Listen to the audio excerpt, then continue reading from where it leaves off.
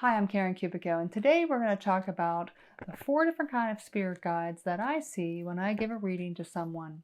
And remember to hit that like button and subscribe if you want to learn more about these topics on past life regression and the other side and lots of soul healing things. So, 4 kinds of guides. Some people think that they just have the one. When I give a reading, I see an entire group of guides. The 4 kinds are council members, main spirit guides. There's a group of guides that are like muses. They inspire you to do whatever it is that you're working on, creating, or doing in your life.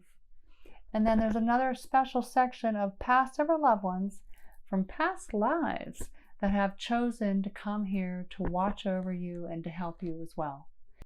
This whole team is in numbers of 20s and 30s and 40s of this group. It's such a large group. You have an entire team helping you to do this earth experience. And that's not even including the angels that are here for you and your past ever loved ones from this lifetime that are helping you as well. So this whole team that you have surrounding you is always there for you. You just have to ask. So let me explain who they are and what they're about. And if you want to listen to a meditation to guide you to meet one of your spirit guides, just click that link at the end of the video. Council member spirit guides. When I see them, there's usually 3 to 7 of them. And 1 or more of them have helped you to pick this current lifetime.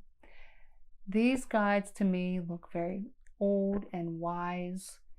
They are very much more serious than the rest of the spirit guides. They want to impart some very deep knowledge. They help you stay on your path, and they've helped you pick what different types of things you want to learn in this lifetime and in other lifetimes as well. They've known you for most of your entire soul experience. And so they know that you've worked on this lesson there and this lesson here and didn't quite learn it, so you learned it again in this lifetime. Felt like you didn't quite learn it quite enough, so you picked to do it again maybe in this lifetime. And they help you to really understand all that. They help you pick the kind of life that you chose, your parents, everything. And we're there with you to help you go through all that. They help you stay on your path too. So if you get diverted off your path in this lifetime, they help kind of nudge you back on. Those are your council members. There's no judgment once you pass on the other side if you didn't fulfill some kind of thing you were trying to work on. You're the only one that judges that, not them.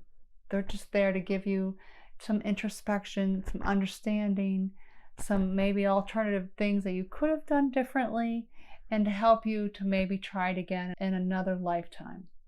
Then you have the main spirit guides. Now I have read and learned, a lot of people say there's 12 of them. I usually see 14, not exactly sure why, but what matters is that they're your main spirit guides. Most of them have been with you since you began an incarnation as a spiritual being from way, way back when you separated from Source and decided to have an experience as a spiritual being. In each of your lifetimes, and depending on what you're focusing on, a pair of them will come and help you as your main spirit guides in your current life.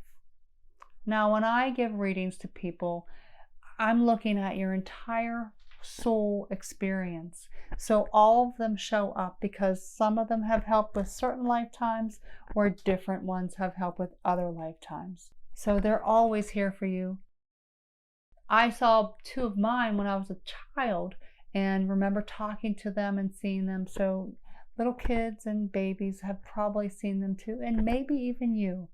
You might have had an invisible friend or an imaginary playmate whenever you were a child, and it's very likely that they would have been one of these main spirit guides. So the next group of guides, I like to call them like a muse or the inspirational group. this fun-loving group of guides, that number can fluctuate depending on what you're focusing on in this lifetime. For example, there might be 3 or 4 of them that have come through to help you be more healed in some kind of way. There might be a couple of them that helped you be more mothering or more father-like to your children. There might be a group of them that helped you to invent something or to learn some new task. There might be another group of them that are here to inspire you to play music or paint a painting. They're inspirational.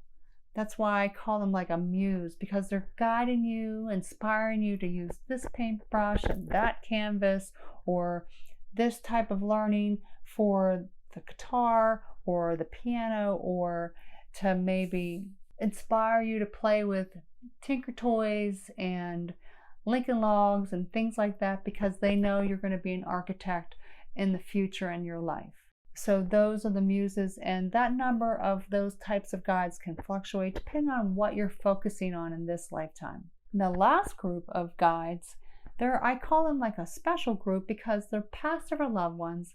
They have a deep connection to you in some kind of family way, but they also could have been friends, lovers, spouses, people who just entered into your life in some type of way, but they're passed over people that love you, and they have made some kind of commitment, a vow, a pact to stay with you and watch over you. Now, normally when they come into my awareness, when I'm working through a reading with someone, they have been with you during your dying moments and not able to save you. They died right along your side, and somehow the words were said in some kind of way. I'm always going to be with you. I'm never going to leave your side. I'm always going to watch over you. I'm always going to be here for you. And so they made that vow or commitment to you when you were passing. And so that commitment, vow, contract, however you want to refer to it, stuck. And they're keeping their promise. They are here as your spirit guide in this current lifetime. Now, sometimes when they come through, what they're looking for me to talk to someone about is, gosh, can that person forgive me because I wasn't able to save them? Or I couldn't get the doctor there in time, or I didn't protect them from something. And so we work through it. There's a lot of tears on both ends. It's really kind of a very special, loving experience. So those are the 4 kinds of guides that I've been made aware of that are here for you. Now, your past or loved ones, of course, they can be your spirit guide too, and they're also here for you as well. If you want to learn more about your spirit guides and past or loved ones, keep watching.